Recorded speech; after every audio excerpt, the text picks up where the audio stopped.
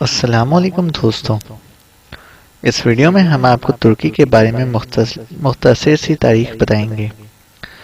لیکن اس سے پہلے اگر آپ اس چینل پر نئے ہیں تو ہماری آپ سے گزارش ہے کہ آپ ہمارے چینل کو سبسکرائب کر لیں اور ساتھ موجود بیل آئیکن کو پریس کر دیں تاکہ آپ ہماری ہر نئی آنے والی ویڈیو سے باخبر رہ سکیں۔ شکریہ۔ ترکی ایران کے بعد اس وقت عالم اسلام کا ایک اہم فلک ہے جو کہ ایشیا اور یورپ کے درمیان واقع ہے۔ ترکی کے شمال میں جارجیا اور آرمینیا، جنوب میں عراق و شام، مشرق میں ایران، مغرب میں یونان و بلغاریہ کے ممالک واقع ہیں۔ 7,83,562 مربع کلومیٹر پھیلے ہوئے اس ملک کی آبادی 2019 کے سروے کے مطابق 83 ملین یعنی 8 کروڑ ہے۔ سرکاری زبان ترکش ہے جبکہ اس ملک کی کرنسی ترکش لیرہ ہے۔ ترکی بہت قدیمی تاریخ کا حامل ہے۔ 6 صدی عیسوی میں منگول کے ترک یہاں آباد ہوئے اور تقریباً 8ویں صدی عیسوی میں یہاں اسلام کا دورہ شروع ہوا۔ عباسی خلافت کے زوال کے بعد ترک کے سلجوق قابض ہو گئے، جبکہ بعد ازاں عثمانی ترک ایشیائی کوچک کو چھوڑ کر یہاں آباد ہو گئے۔ 1299 میں عثمان اول نے عثمانی سلطنت کی بنیاد ڈالی، پھر ترکی کا دائرہ اختیار بڑھتا گیا اور صدی کے اختتام تک مصر، عرب، شام، عراق، ہنگری اور طرابلس تک رسائی حاصل ہو گئی۔ ترکوں نے 1669 میں جزیرہ کریٹ پر بھی اپنا پرچم لہرا دیا، لیکن 17ویں صدی میں سلطنت عثمانیہ کا زوال شروع ہو گیا اور 1912 تک ہنگری، کریمیا، یونان، بلغاریہ، بوسنیا اور لبنان وغیرہ ترکی کی سلطنت سے آزاد ہو گئے۔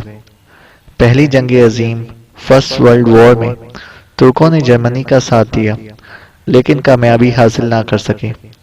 1920 میں نوجوان ترکوں نے سلطان عبدالحمید کے خلاف علم بغاوت بلند کیا اور انقرہ کو حکومتی مرکز بنا لیا۔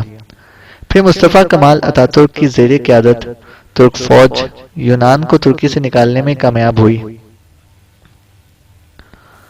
اور 29 اکتوبر 1923 کو ترکی ایک آزاد جمہوری ملک بن گیا۔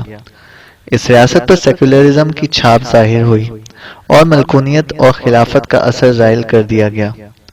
دوسری جنگ عظیم سیکنڈ ورلڈ وار میں ترکی نے کسی کا ساتھ نہ دیا اور غیر جانبداری کا مظاہرہ کیا۔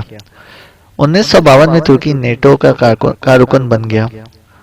1957 میں ڈیموکریٹک پارٹی کی کامیابی ہوئی اور عدنان مندریس وزیر اعظم بنا۔ پھر جنرل جمال گریسل نے عدنان مندریس کو 1960 میں تختہ دار پر لٹکا دیا اور اس کے ساتھیوں کو گرفتار کر لیا۔ پھر اس کے بعد ترکی میں سیاسی رساکشی عروج پر پہنچ گئی اور 1979 میں مزید 6 صوبے مارشل لاء کے زیر اطاعت آ گئے۔ جنرل کنان ایورن نے 11 ستمبر 1980 کو اقتدار پر قبضہ کر لیا، تاہم 1983 میں جمہوری حکومت کو بحال کر دیا گیا۔ پھر اس کے بعد 1989 میں تزک اوزال کو 7 سال کے عرصے کے لیے صدارت دی گئی، مگر اپریل 1993 میں سابقہ وزیر اعظم سلیمان ڈیمیرل ملک کے صدر منتخب ہو گئے۔ یوں ملک میں وزارتوں کی آمد و رفت کا سلسلہ جاری رہا۔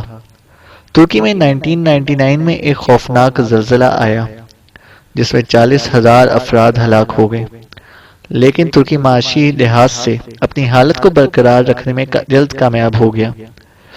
جنوری 1999 میں بلند ایجوت اور ان کے بعد طیب اردوان وزیر اعظم بنے۔ اس وقت ترکی کی پارلیمانی نظام حکومت ہے۔ عبداللہ گل صدر اور رجب طیب اردوان وزیر اعظم ہیں۔ ترکی کا دارالحکومت انقرہ ہے جبکہ سب سے بڑا شہر استنبول ہے۔ انتظامی لحاظ سے ترکی کو 81 صوبوں میں تقسیم کیا گیا ہے جن میں سے 19 صوبوں کی آبادی 1 ملین افراد سے بھی زیادہ تجاوز کر چکی ہے، جبکہ بقیہ صوبوں میں ہر صوبہ تقریباً 1 ملین سے 50 لاکھ افراد پر مشتمل ہے۔ نسلی لحاظ سے ملک میں 80% ترک نسل کے لوگ اور 20% کرد نسل کے لوگ آباد ہیں۔ ملکی آبادی 98.7% مسلمانوں پر مشتمل ہے۔ ملک کا موسم سطح مرتفع پر سردیوں میں بہت شدید ہوتا ہے اور درجہ حرارت -30 سے -40 ڈگری سینٹی گریڈ تک ریکارڈ کیا گیا ہے، جبکہ مغربی ترکی میں سردیوں میں اوسط درجہ حرارت 1 ڈگری سینٹی گریڈ تک ہوتا ہے، جبکہ جولائی اور اگست میں بارشیں نہ ہونے کے برابر ہوتی ہیں اور سال کے یہ 2 مہینے خشک ترین ڈرائیسٹ ثابت ہوتے ہیں۔ امید ہے دوستوں آپ کو یہ تاریخ پسند آئی ہوگی۔ اگر آپ کو یہ تاریخ پسند آئی ہے اور ہماری اس ویڈیو کو آپ نے پسند کیا ہے تو اسے لائک کریں اور اپنے دوستوں کے ساتھ شیئر کریں۔ شکریہ۔